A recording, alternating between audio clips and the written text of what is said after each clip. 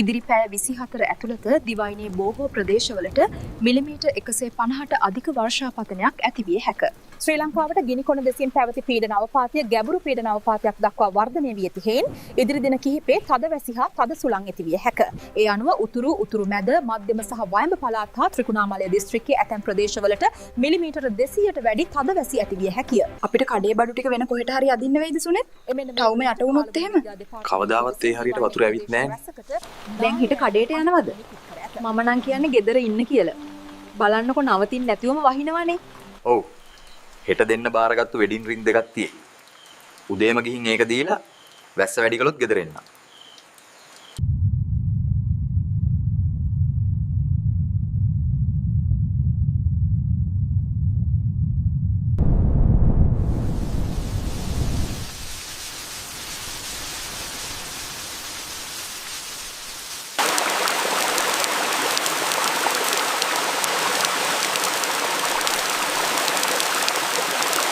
ගුණාටුවක් දක්වා වර්ධනය වී ඇති අතර ඉදිරි පැය කිහිපය තුලදී වර්ෂාපතනය වැඩිවීමක් අපේක්ෂා කළ හැක.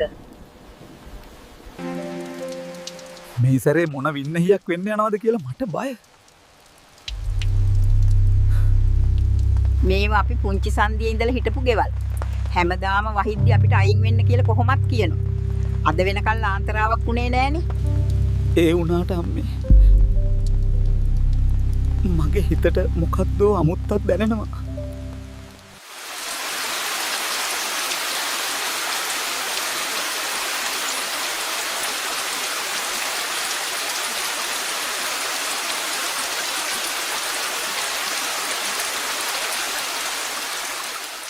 අද කඩේට යනවා කීවට බලන්නකෝ. දිගටම වහිනවනේ. ඊයේ පටන් ගත්තු වැස්ස. යන්න බැරි වෙයි වගේ මේ වැස්සත් එක්කන.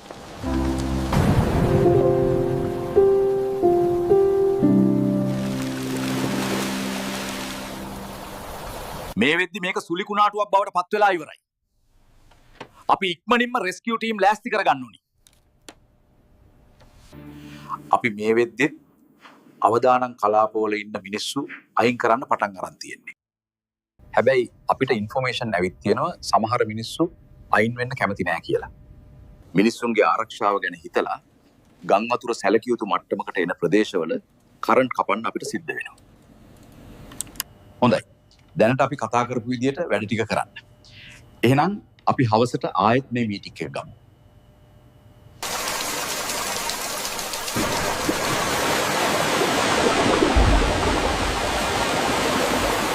මොකක් හරි සද්දයක් එනවා අම්මේ. කන්ද පහලට එනවා වගේ.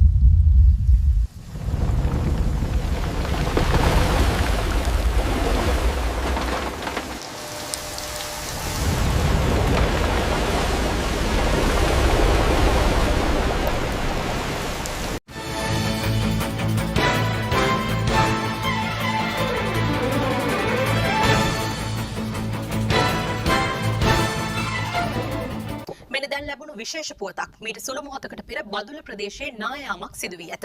මේ පිළිබඳව වැඩි විස්තර ලද සැනින් බලාපොරොත්තු වන්න. මොනවද අනේ මේ අපේ රටට වෙන්නේ? පව්වනේ අසරණ මිනිස්සු. අනේ අප්පච්චි ඉන්න තැනකින් කතා කරන්නකෝ. මෙතනින් එහාට යන්න බෑ බං කන්ද තව එනවා.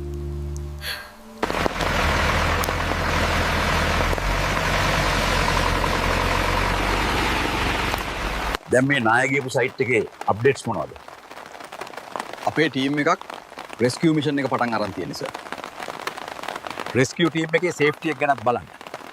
ඒ වටේට රෙඩ් සෝන් එකේ ඉන්න අනිත් මිනිස්සු සේෆ් ඒරියා වලට යවුවද? ඔව් සර්. ගමේ මිනිස්සු අපිට ගොඩක් හෙල්ප් කරනවා. මිනිස්සු හිර වෙලා ඉන්න පුළුවන් තැන් ලොකේට් කරගන්න. සර් මේ ඒරියා එකේම තවත් නායක දෙකක් වෙලා තියෙනවා. ඒත් එතනට රීච් කරන්න පුළුවන් පාරවල් සේරම බ්ලොක් වෙලා තියෙන්නේ. අපිට වැඩි වෙලාවක් ගන්න නැතිව උඩින් ගිහින් රෙස්කියු කරන්න අමාරුද? අපිට ලෑන්ඩ් කරන්න පුළුවන් කිසිම තැනක් ඒ යවට නැහැ සර්. පුළුවන් ඉක්මනට ඒ ලොකේෂන් වලට යන්න පාත් එක ක්ලියර් කරගමු. තව බෑකප් ටීම් මගේ එන ගමන් ඉන්නේ.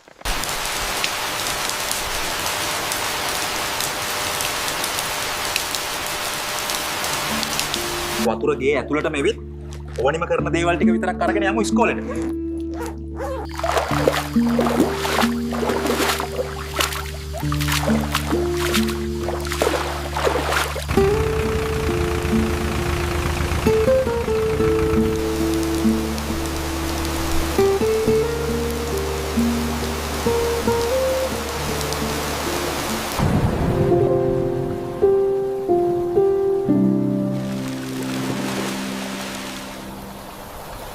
උපාලි අයියේ ගම් වතුර සේරම බහින්නේ මෙතනින්. තව වතුර වැඩි වෙන්න කලින් මාළු ටිකක් කොටා ගමු. මේකට දැල් දාන්න ඕනේ නැහැ. එන මාළු සේරම ඔය පදුරු අස්සේ හිර වෙනවා. වරෙන් කොහෙනම් යන්න. මාළු බැදලා ගත්තම අද රෑට නියමයි අඩියක් ගහන්න.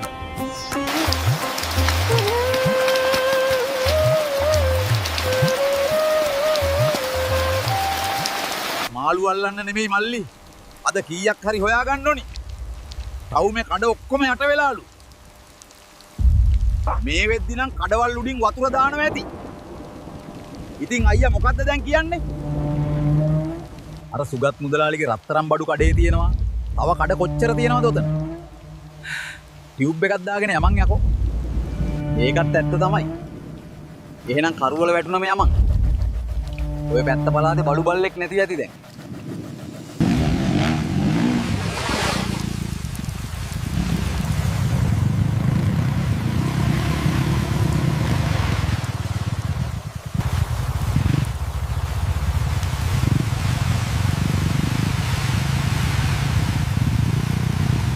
හාමුදුරුවනේ අපි බයික් ක්ලබ් එකකින් ලොකු වාහන වලට යන්න බැරි තැන්වල හිර වෙලා ඉන්න මිනිස්සුන්ට ඕනි කරන දේවල් අපිට ගිහින් දෙන්න පුළුවන්. ඒක නම් මේ වෙලාවේ බොහොම වටිනා වැඩක්. මේ අවට ගම්මාන ගොඩක් තියෙයි යන්න හරියට පාරක් නැති නිසා හිර වෙලා. අපි පුළුවන් හැම තැනකටම යන්නම් හාමුදුරුවනේ. ගෙනියන්න ඕනි බඩු ටික දීලා යන්න ඕනි තැන් ටික කීවනම් ඇති. බොහෝම සතුටුයි මේ වගේ වෙලාවක ඔය දරුවෝ මෙහෙම ඉදිරිපත් වෙන එක ගැන. ඉන්න මම ඉක්මනින් කලමන ටික ලෑස්ති කරලා දෙන්නම්. ඔක හරියට ගැට ගහපන්. හරි හරි බං.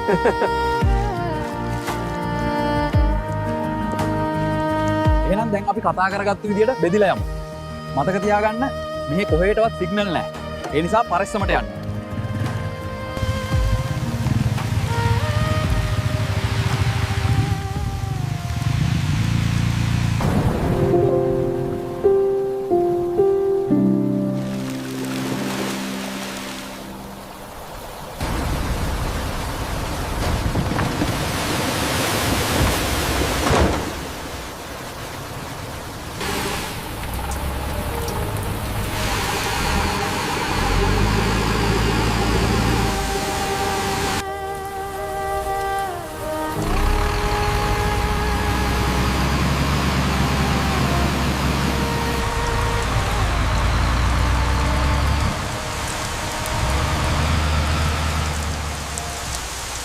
මල්ලිලා කොහේ ඉඳන්ද ආවේ?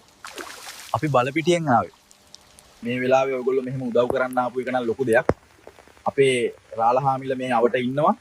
මොනවා හරි ඕනි වුණොත් කියන්න. අපේ තව කොල්ලෝ බැහැලා ඉන්නේ කෑම ටික බෙදලා හිර වෙච්ච මිනිස්සු ඉන්නවා නම් මෙහෙට ඇදලා දෙන්නම් ඉක්මනට.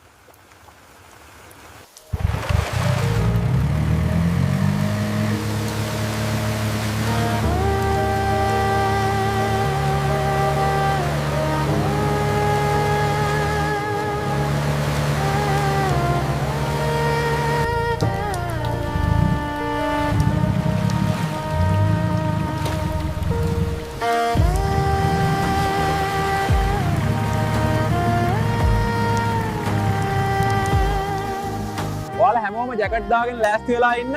මං අනිත් පැත්තේ කට්ටිය ඉන්නවද බලලා එන්න.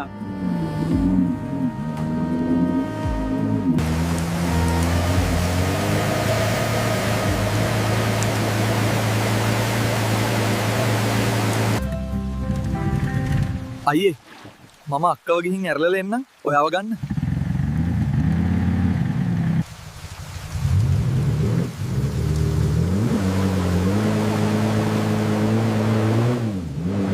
අනේ මල්ලිට ගොඩක් පිං මේ කරන උදව් වලට. මේ වෙලාවේ නැති උදව් මොකටද අක්කේ?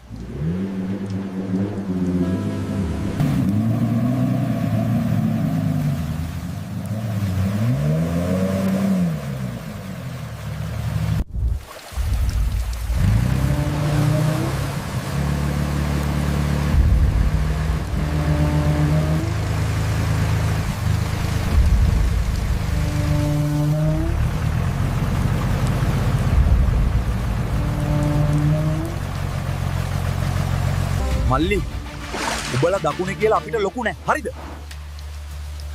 සද්ද දාලා ඔබ මෙතනින් යන්නත් නෙමෙයි. අනේ අයියේ මම මේ කෑම ටික බෙදන්න ආවේ. මට ප්‍රශ්න දාගන්න ඕනේ නැහැ. ඒව මේව වැඩක් නැහැ. සද්ද නැතිව පොඩ්ඩක් පැත්තකට වෙලා ඉඳපන්. අපි අර ලොරිය මෙතනට අරගෙන එනකල්. කෑම බෙදන්න තියෙන්නේ අනිත් පැත්තේ.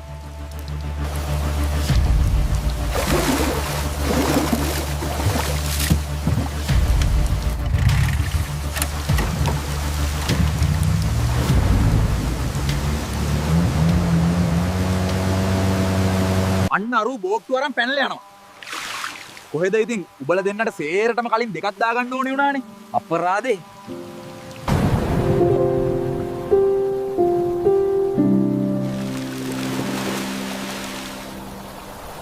මෙතනින් එහාට පාර දිගේ පුළුවන් තරම් දුර ඇවිදගෙන ගිහින් ඉතුරු ටික පීනලා යමු. හරි එහෙනම් යමු.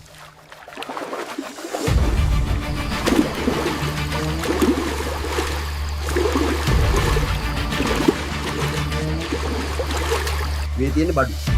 අද තමයි නියම දවස. වතුර නිසා බලු බල්ලෙක් අහලවකවත් නැහැ. මේ කඩේ තියෙන කැමරා වැඩ කරන්නේ නැහැ.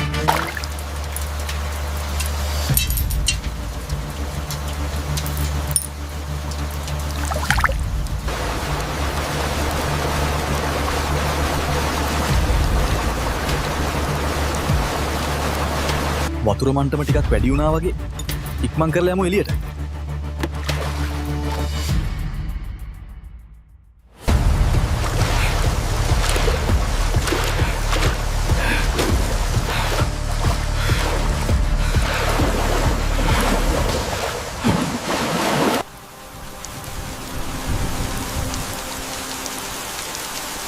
මෙතන ඉන්න හැමෝටම කෑම උයන්න වියදම් කරන්නේ අර රත්තරන් බඩු කඩේ සුනිත් මහත්තයා. හැබැයිට රත්තරන් බඩු කඩේ ගම් වතුර අස්සෙම හොරු කඩලා. සුනිත් මහත්තයා ඒවා ලොකුවට හිතන්නේත් නැතුව මෙතන මිනිස්සුන්ට උදව් කරනවා. අනේ සුනෙත් අපි දැන් මොකද කරන්නේ? කඩේ හොරු කඩුවකට ඔච්චර දුක් වෙන්න එපා. මේ වෙලාවේ රටට වෙලා තියෙන දේ බැලුවා මේක මොකද්ද? නිකමට හිතන්නකෝ. අපි දෙන්න මෙතනට එන්නේ නැතිව වතුර දාද්දි ගෙදර හිටියානම් අද අපි දෙන්නට මොනවා වෙලාද දන්නේ නැහැ. මට තේරෙනවා. අපි පුළුවන් තරම් මේ මිනිස්සුන්ට උදව් කරමු. හැමේම මේ වගේ හිතනවා නම් මේ රට ඉක්මනට සාමාන්‍ය තත්ත්වයට හැදේවි. සුනෙත් මහත්තයෝ හොයාගෙන මම මේ ආවේ පණිවිඩයක් කියන්න. මහත්තයෝ තවම කඩේ පැත්ත ගියේ නැද්ද? මට නම් යන්න බැරි වුණා මෙතන වැඩ එක්ක. කඩේ වැඩ කරන ළමය උදේම එනවා කිව්වා. මොකද ජයතිස්ස මහත්තයා ප්‍රශ්නයක්ද? අපිට රොඩු අස්සේ හිර වෙලා තිබුණ මිනි දෙකක් හම්බුණා. එක්කෙනෙක්ගේ ඉනේ ලණුවකින් ගැට ගහලා තිබුණ මල්ලක රත්තරන් බඩු වගේක් හම්බුණා. මොකක්? ඒ කියන්නේ මගේ කඩේ බඩු ටිකද හම්බෙලා තියෙන්නේ? එච්චර රත්තරන් බඩු ගොඩක් ගෙදරකින් හොරකම් කරා වෙන්න විදියක් නැහැ. කෝකටත් මහත්තයා පොලිසියට ඇවිත් බලන්නක නෑ.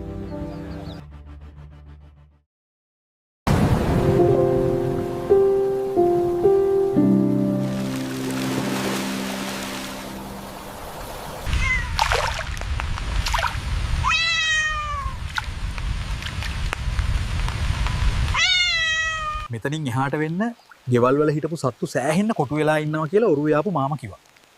අනේ පව් ඒ සත්තු. මම ගිහින් පුළුවන් තරම් බේරගෙන එන්නම්. ඔයා මෙතන ඉන්න. එහෙනම් පරිස්සමට ගිහින් එන්න. අර එහා ගෙදර සුමනේ මාමලාගේ බල්ලක් කොහෙද දන්නේ නැහැ. හරි මම බලන්න.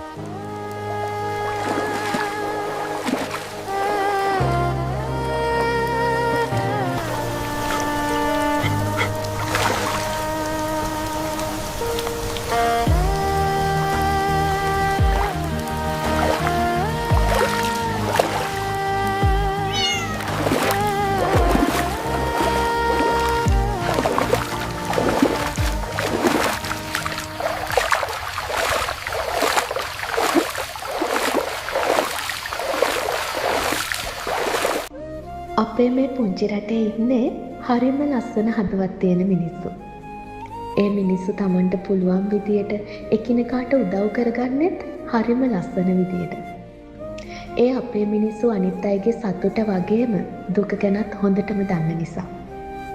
ඉතින් අපි හැමෝම එකතු වෙලා සිද්ධ වුණු හැමදේම වෙනස් කරලා මේ රට ආයෙමත් තිබුණටත් වඩා හොඳ ලස්සනට හදමු.